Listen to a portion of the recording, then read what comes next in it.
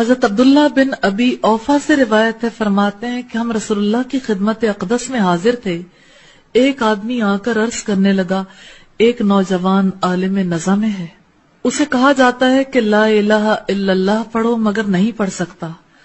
رسول اللہ نے پوچھا کیا وہ نماز پڑھتا تھا؟ آنے والا بولا جی ہاں۔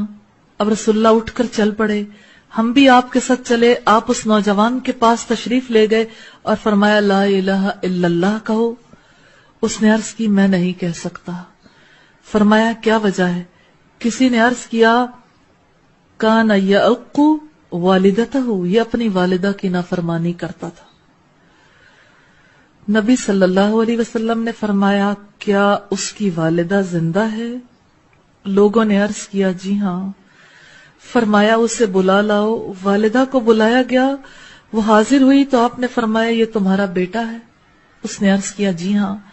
ارشاد فرمایا کیا خیال ہے تمہارا کہ اگر بہت بڑی آگ بھڑکائی جائے اور تمہیں کہا جائے کہ اگر تم اس کی سفارش کرو گی تو ہم اسے چھوڑ دیتے ہیں ورنہ اس کو آگ میں جلا ڈالیں گے، تو کیا تم اس کی سفارش کرو گی یا جل جانے دو گی؟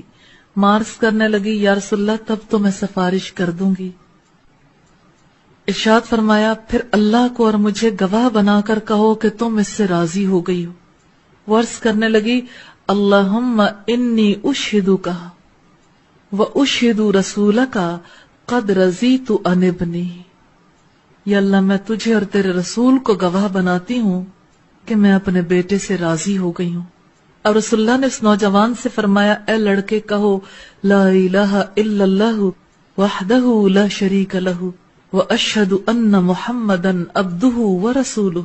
نوجوان نے یہ الفاظ کہہ دیے تو اللہ کے رسول صلی اللہ علیہ وسلم نے فرمایا الحمدللہ الذی انقذہ بی من النار، تعریفیں اللہ ہی کے لیے جس نے میرے وسیلے سے اس نوجوان کو دوزخ سے بچا لیا۔